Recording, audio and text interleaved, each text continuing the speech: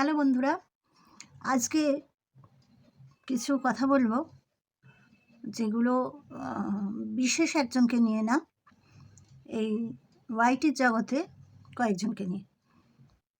তো তার আগেই বলে দিই, আমার ভিডিওটা স্কিপ না করে দেখো। খুব একটা বড় ভিডিও দেবো না, আমি ছোট্ট ভিডিও দেব। ভালো লাগলে অবশ্যই একটা লাইক দেবে, আর যাদের ভালো লাগবে না বা কিছু মতামত থাকবে তারা অবশ্যই কমেন্ট করো। আর যারা সাবস্ক্রাইব করোনি, নতুন দেখছো, তারা ঝটপট করে সাবস্ক্রাইব করে দিও। চ্যানেলটি আমি নতুন খুলেছি, কন্ট্রোভার্সি চ্যানেল। তো চলো আমি আমার বক্তব্য রাখি। প্রথম বলবো ম্যান্ডিকে নিয়ে। ম্যান্ডি যা করেছে অতীতে, আমরা তো দেখেছি সে কী করেছে না করেছে, সেই আলোচনায় আমি যাব না। কারণ সে ভুল করুক, ঠিক করুক, যাই করুক না কেন, তার পরিবার রয়েছে, তার পরিবার শ্বশুর শাশুড়ি, তার বর মানে তার হাজব্যান্ড মেনে নিয়েছে। মেনে নিয়ে তারা এখন ঠিক আছে। ঠিক আছে বলতে পরিবারটা ঠিক আছে, মিলেমিশে রয়েছে। এরপরে ম্যান্ডি কী করবে না করবে, যখন করবে তখন আমরা যেহেতু ওয়াইটিতে রয়েছি, তখন আমরা কন্ট্রোভার্সি করব ওকে নিয়ে। কিন্তু যেইগুলো ভেতরে কি হচ্ছে না হচ্ছে, বা ওদের পরিবার কেন মেনে নিয়েছে, ও নষ্টামি করেছে, এইগুলো নিয়ে কিন্তু এগুলো আমাদের কিন্তু আলোচনার বিষয় না। যারা আলোচনা করছে, যারা বলছে যে ওর শাশুড়ি এরকম কী করে করতে পারে, ওর ননদ এরকম কী করে করতে পারে, তাহলে তারা ভুল করছে। কারণ পরিবার কি করবে না করবে সেটা আমরা কে বলে দেওয়ার? আমরা তো পরিবারকে পরিচালনা করার জন্য ওয়াইটিতে বসে নেই, পরিবার বুঝবে। তো যেটা বলার ছিল, ম্যান্ডি যে ভুলগুলো করবে বা যেগুলো আমাদের খুব চোখে লাগবে, সেগুলো নিয়ে আমরা কথা বলবো। বলার অধিকার আছে, কারণ ম্যান্ডি বলে আমরা ওর পরিবারের লোক, তো অবশ্যই বলার অধিকার রয়েছে। তো যেটা দেখলাম সেটা হচ্ছে, ও 8 দিন আগে করা আলু মাখা, সেটা এতদিনে খেলো। 8 দিন ছিল ফ্রিজের মধ্যে রাখা আলু মাখা, ওটাকে দিয়ে আলুর পরোটা বানিয়েছিল। তারপরের দিনই ওর বাবা মারা যায়। তো এতদিন ধরে অসহ্য গেছে, অসহ্য মিটেছে, তারপরও আলু মাখাটা, তারপর একা না, ওর মানে সবাই মিলে, ওর হাজব্যান্ড, ওর মেয়েকেও দিয়েছিল মনে হয়, মিলে খেলো। তো এটা ঠিক করেনি, এটা ঠিক করেনি। কারণ অসহ্য পড়লে কেউ যদি মারা যায় সঙ্গে সঙ্গে, এমনকি সবজিও ফেলে দিতে হয়।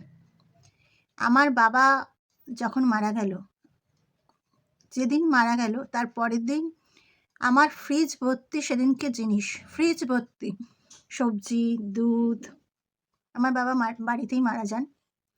তো সবজি, দুধ বাড়িতে না মারা গেলেও, আমার মা যখন মারা যান, মা তখন হসপিটালে ছিলেন। আমরাও কিছু, যখন মৃত্যু সংবাদ এসেছে, তখন তারপরের দিন থেকেই তো অসহ্য পালন হয়। তো আমরা কিন্তু কিছু খাইনি, মানে যা ছিল রাখা সব ফেলে দিয়েছি, যেহেতু অসহ্য শুরু হয়েছে, রাখতে নেই কিছু। তো আলু মাখাটা অতদিনের বাসি, কারণ আলু মাখা ফ্রিজে থাকলে ভালো, থাকলেও খেতে নেই। আমরা সকালবেলা যদি আলু মাখাই, ওটা ম্যাক্সিমাম রাতে হয়তো খাই। ও আলু মাখাটা 8 দিন বাদে খেলো, এটা কিন্তু শরীরের পক্ষে আর পেটের পক্ষে খুবই খুবই বিপজ্জনক, খুবই, মানে এটা রিস্ক, প্রথম কথা। দ্বিতীয় হচ্ছে, অসহ্যের জিনিস খেতে নেই, সেটা তো ম্যান্ডি না জানুক, নাই জানতে পারে। আমি কি সব কিছু জানতাম না, পরিস্থিতি অনুযায়ী জেনেছি, জানতে পেরেছি। এটা অন্তত ম্যান্ডির শাশুড়ি বলে দেওয়া উচিত ছিল যে না, ঘরের কিছু জিনিস রাখা যাবে না, খাওয়া যাবে না, প্রথম কথা। আর 8 দিনের বাসি খাওয়ায়, প্রথমত অসহ্য যাচ্ছে, দ্বিতীয়ত অসহ্য যাচ্ছিল সেই আলু মাখা, দ্বিতীয়ত 8 দিনের বাসি খাবার। তারপরে মানে তার আগে তার হাজব্যান্ডের মানে স্যান্ডির পেটে ব্যথা করছে, ওই অতদিন ধরে ও পালন করেছে ওর ওয়াইফের সঙ্গে, খুবই ভালো, এটা নিয়ে কোনো সমালোচনার জায়গা নেই, একদম ঠিক করেছে। ও সেরকম ওর মতনই মেঝেতে শোয়া, হ্যাঁ, নিরামিষ খাওয়া, সেদ্ধ খাওয়া, এগুলো ও খেয়েছে। ম্যান্ডির সঙ্গে পাল্লা দিয়ে হবিষ্যি করে খায়নি, কিন্তু ও সেদ্ধ খেয়েছে, মানে আমিষ খায়নি, নিরামিষ খেয়েছে, সেদ্ধ খেয়েছে। তো যাই হোক, তো এই পেটে ব্যথা তার, এবারে ম্যান্ডিরও পেটে ব্যথা করে থেকে থেকে, এটা খাওয়া উচিত হয়নি, প্রথম কথা। দ্বিতীয় কথা হচ্ছে ম্যান্ডি কোনো কিছু কাচাকুচি করেনি, মানে ঘর পরিষ্কার, ওই ঘর পরিষ্কার দেখালো, আর কি কেচেছে না কেচেছে জানি না, তবে পর্দা কাচা, পাপোশ কাচা, এগুলো কাচাকুচিগুলো করতে হয়, এগুলো নিয়ম। হ্যাঁ, হ্যাঁ, হয়তো অনেকে বলবে বাড়িতে মারা গেলে করতে হয় না, অসুচ গেলেই করতে হয়। আমাদের মানে জ্ঞাতিগোষ্ঠী যারা মারা যায়, মানে রিলেটিভ, কাকা জ্যাঠা, যারা রিলেটিভ, আমাদের রক্তের সম্পর্ক যাদের সঙ্গে রয়েছে, তো তারা মারা গেলে আমরা কী করি, রক্তের সম্পর্ক মানে আত্মীয়তা যাদের রয়েছে, মানে যাদের মানে অসুচ পালন করি আমরা যেসব ক্ষেত্রে, তারা দূরে থাকলেও, যেরকম আমার এক কাকা মারা গেছিলেন, তো উনি তো আমাদের বাড়িতে কোনো দিন আসতেনও না, থাকতেনও না। উনি মারা গেলেন যখন আমাদের কাছে সংবাদ এলো যে উনি মারা গেছেন, সেদিন থেকে আমাদের অসুচ শুরু হলো। আমরা কিন্তু অসুচ যেই কেটেছে, আমরা নিরামিষ তো খেয়েছি, অসুচ যেই কেটেছে, কাটার আগে সমস্ত কাচা ধোয়া করে অসুচ কেটেছে কিন্তু আমাদের, এটা নিয়ম। তো যাই হোক, সেটাই আমার বলার বক্তব্য ছিল, প্রথম কথা। দ্বিতীয় কথা হচ্ছে আমাদের গামলামুখী, আমি বলি কুমড়ো, তো সেই কুমড়োর ব্যাপারটা হচ্ছে সবই ভালো লাগে, ঠিক আছে, পরকীয়া পরকীয়া তো অনেকেই করছে এখন, তারপরে ভুল শুধরেও নিচ্ছে, তাদের ইচ্ছে, একসঙ্গে থাকতে পারছে না, মানে হাজব্যান্ডের সঙ্গে মিলমিশ হচ্ছে না, দেয়ালে পিঠ ঠেকে গেছে, খুব অপছন্দের ব্যক্তি, 5 বছর বাদে মানে মুক্তি চাই ওর, তো সবই মানলাম, ওর কথা অনুযায়ী সবই মানলাম। কিন্তু আমার একটা কথা হচ্ছে কি, যে সে তো একটা মা, তার একবারও কি মনে পড়ে না তার ছেলেটার কথা? মনে পড়ে না। মনে পড়লে সে যে এত অত্যাচারিতা, মানে অত্যাচারিতা বলে না, মানে তার ওপর এত অত্যাচার করা হয়েছে, তো সেই ও কেন এটা সহ্য করলো? আমার বক্তব্য হচ্ছে ও কেন এটা সহ্য করলো? এটা তো ও, জানি না আমি কেন ও সহ্য করলো, বা এটা তো গিয়ে ও 498 তো কেস করেছে। তা ও কেস করেছে কি 498?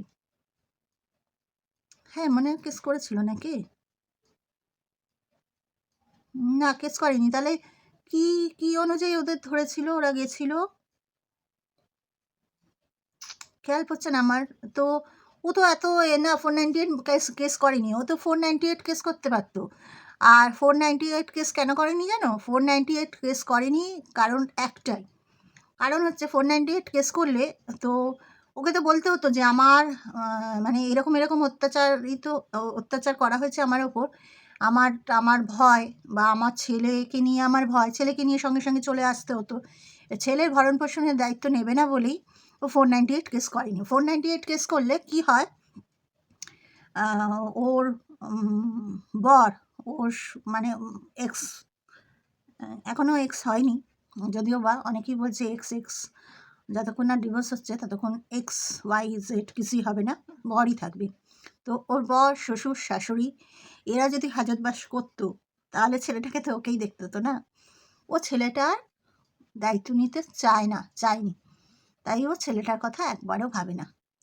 এত ভালোবাসতাম ওকে, অনেকেই আমার মতন ওকে ভালোবাসত ওর ব্লগ দেখে, কিন্তু বিশ্বাস করো এখন ব্লগে যেই ওর গলাটা ভেসে আসে না, আর শুনতে ইচ্ছে করে না, কানটা ঝাঁঝা করে। দেখো, হাজব্যান্ড ওয়াইফ মিলমিশ নাই হতে পারে, ভালো নাই লাগতে পারে, অনেকেই সেপারেশন নিয়ে নিচ্ছে, ডিভোর্স দিয়ে দিচ্ছে, ঘর 4 দেওয়ালের মধ্যে কী ঘটনা ঘটছে সেটা তো কেউ জানে না, সেটা তো কেউ ফিল করতে পারে না, যার সঙ্গে ঘটে সেই জানে। তো সবই ঠিক আছে, কিন্তু তারপরেও গিয়ে যে মা সন্তানকে বিনা কারণে ছেড়ে দিতে পারে, বিনা কারণে ছেড়ে ফেলতে পারে, তাদের কি একটা কথাও বিশ্বাসযোগ্য? তাদের একটা কথাও বিশ্বাস করতে মন চায় না, বিশ্বাস করা যায় বলো তো? তোমরা একটু ভেবে দেখো বন্ধুরা। আর আমার মনে হয় যারা তাও দেখো, বলে না যে যারা ভুল করছে, যারা নষ্টামি করছে, যারা পাপ করছে, যারা সমাজে কি বলবো, সমাজে পরিবেশ দূষিত করছে, উম, এই কাজগুলো করে তারাই দেখছি সব জায়গায় জিতে যাচ্ছে। আর যারা আসল কষ্ট পায়, দাঁতে দাঁত চেপে সংসার করে বা সরে আসতে চাইলেও কিছুই আখেরে কিছুই করতে পারে না, স্ট্রাগল করতে হয় তাদের, অনেক স্ট্রাগল, অনেক সময় কিছুই পায় না, খোরপোশও চায় না, কিছুই পায় না, স্ট্রাগল করে সন্তানকে নিয়ে। অনেকেরই স্ট্রাগলেরই তারা কিন্তু ন্যায় বিচার পাচ্ছে না। কিন্তু দেখো এ যেহেতু ওয়াইটি করতো, আজকে দেখো ওয়াইটিতে কত মানে চ্যানেল খুলেই হাত জোর করে বলল যে তোমরা কিন্তু আমাকে আগের মতন করে সাপোর্ট করো। ওর এখন কত সাবস্ক্রাইবার, ও এখন কত টাকা কামাচ্ছে, এত টাকা ইনকাম করছে, আইফোন কিনে ফেললো, এরপরে আরও প্ল্যান আছে, কম্পিউটার কিনবো, এই কিনবো, ওই কিনবো, এই ল্যাপটপ কিনবো, তারপর আরও কী সব কিনবে বলেছে। তো কত প্ল্যান না। তারপর তো কিছুদিন আগে শুনছিলাম গাড়ি কিনবে। তো তাই আমি ভাবছি যে 3 মাসে 2 লাখ টাকার বেশি ইনকাম করেছে, 2 লাখ টাকা দিয়ে আইফোন কিনেছে। আর তার বেশি ইনকাম করেছে কেন বললাম, সংসারেও টাকা দেয়, তারপরে তো আরও তো টাকা দিচ্ছে। বয়ফ্রেন্ড যার সঙ্গে পরকীয়া করেছে তাকে নিয়ে ঘুরছে, কেমন বুকবাজি ঘুরে বেড়াচ্ছে না? আর আমরাও কেমন সাপোর্ট করি ওকে, তাই না? অথচ কত মানুষ ভালো ভালো ভিডিও বানায়, তো কেউ কেউ সেই ভালো ভিডিও কেউ দেখতে যায় না। যেখানে কন্ট্রোভার্সি, যেখানে এসব নষ্টামি, পরকীয়া, নোংরামি, সেখানেই ভিউজ বেশি। ডেইলি ব্লগ যারা শেয়ার করে, যেমন আমিও শেয়ার করি ডেইলি ব্লগ, তো সেগুলো কেউ দেখে না, সেগুলো কেউ দেখতে যায় না। কারণ ওই কী খাচ্ছে না খাচ্ছে, কী ও দেখে কী হবে, সেই রকমভাবে ভিউজ নেই। একবার কন্ট্রোভার্সি করা, পরকীয়া করা, এসব একটু নোংরামি করা, পরিবারকে বিক্রি করা, এইগুলো করলে তো চ্যানেল খুব ভালো গ্রো করে, তাই না? এপি ব্লগের আরিয়ান মনে হয়, তো ও খুব অসুস্থ, প্রিয়ার ছেলে। তো বাচ্চাটাকে তোমরা যে যা পারো হেল্প করো, এটা তোমাদের কাছে অনুরোধ, যারা আমার এই ভিডিওটা দেখছো। তো এই প্রিয়া ব্লগ দেখার মতন, যারা দেখোনি তারা ফলো করো এপি ব্লগস, ঠিক আছে? খুব সুন্দর ভিডিও দেয়। ওর অনেক দিন ধরে, মানে অনেক দিন ধরেই ভিডিও দিচ্ছে, মনে হয় 2 বছর ধরে। ভীষণ সুন্দর ডেইলি ব্লগ শেয়ার করে।